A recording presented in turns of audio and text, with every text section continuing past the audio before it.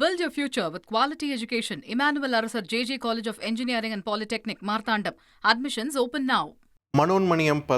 மனோன்மணியம் சுந்தரனார் பல்கலைக்கழக பட்டமளிப்பு விழாவானது இன்று நடைபெறும் நிலையில் ஏற்கனவே தமிழ் தாய் வாழ்த்து தொடர்பாக ஒரு சர்ச்சை போயிட்டு இருக்கக்கூடிய நிலையில் தற்பொழுது 100க்கும் மேற்பட்ட பட்டம் பெற்ற மாணவ மாணவிகளுக்கே உள்ள இருக்கை ஒதுக்கவில்லை என்ற ஒரு குற்றச்சாட்டை முன்வச்சு அந்த மாணவர்கள் தற்பொழுது ஆளுநர் வரக்கூடிய வழியை மறித்து அங்கே ஆர்ப்பாட்டத்தில் ஈடுபட்டு வராங்க. தங்களுடைய அதிருப்தியை வெளிப்படுத்தும் விதமாக அங்கே போராட்டத்தில் ஈடுபட்டு கொண்டிருக்கிறார்கள். இந்நிலையில் அவங்களை அங்கிருந்து கலைந்து போக சொல்லி காவல்துறையினர் அவங்களோட பேச்சுவார்த்தையும் நடத்தி கொண்டிருக்கிறார்கள். இது தொடர்பான காட்சிகளை பார்த்து கொண்டிருக்கிறோம். எங்களை வெளியேற்றக்கூடாதுன்னு மாணவர்கள் தரப்பில் சொல்கிறாங்க, அமைதியாக கலைஞ்சு போங்கன்னு காவல்துறையினர் சொல்கிறாங்க. ஆனால் பட்டம் பெறக்கூடிய மாணவ மாணவிகளுக்கே உள்ள இருக்க ஒதுக்கலைன்னா எப்படி என்பது மாதிரியான வாதங்கள் தான் அங்கே போயிட்டு இருக்கு. இது தொடர்பான முக்கிய செய்தியை நாம் பார்க்கிறோம். தொடர்ந்து கூடுதல் விவரங்களோடு இணைகிறார் எமது செய்தியாளர் ராமசுந்தரம்.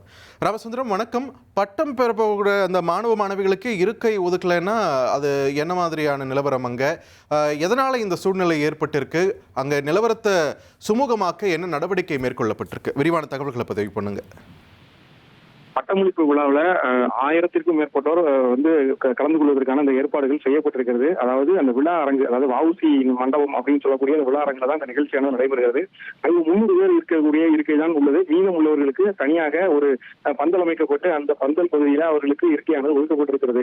இந்த நிகழ்ச்சி நடக்கக்கூடிய சூழல்ல அந்த பிஹெச்டி மாணவர்களுக்கு இந்த பட்டம் வழங்கப்படாத சூழல் இருக்கிறது என்ற தகவல் வெளியே பரவியதும் மாணவர்கள் எங்களுக்கும் இருக்கையை உள்ளே ஒதுக்கித்தாருங்க என கூறி தான் வாக்குவாதத்தில் ஈடுபட்டாங்க. அப்போ அந்த பல்கலைக்கழக தரப்புல அந்த மாணவர்களிடம் தெளிவாக பேசப்பட்டது. இந்த பல்கலைக்கழகத்துல இருக்கக்கூடிய இருக்கையில் தான் வழக்கமான நடைமுறை தான் பின்பற்றுகிறோம்.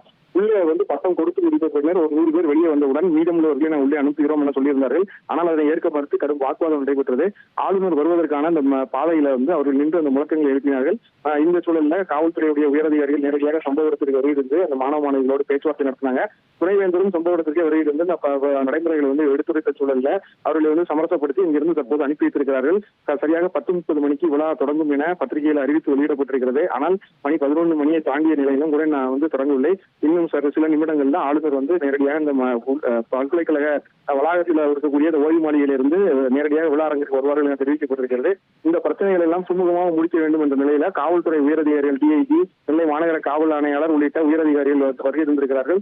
அவர்கள் தலைமையில சுமார் ஒரு 100க்கும் மேற்பட்ட அதிரடிப்படையினரும் வரவழைக்கப்பட்டிருக்கிறார்கள். தற்போது அந்த பிரச்சனை எதுவும் இல்லாமல் இந்த பிரச்சனையை முடிப்பதற்கான பேச்சுவார்த்தை முடிக்கப்பட்டு விழா அரங்கம் அமைதிப்படுத்தப்பட்டிருக்கிறது. இன்னும் சில நிமிடங்களில் இந்த விழா அதிகாரப்பூர்வமாக தொடங்கும் என அறிவிக்கப்பட்டிருக்கிறது. நன்றி ராமசுந்தரம், உங்கள் விரிவான தகவல்களுக்கு. Build your future with quality education. Emmanuel Arasar JJ College of Engineering and Polytechnic, Marthandam. Admissions open now.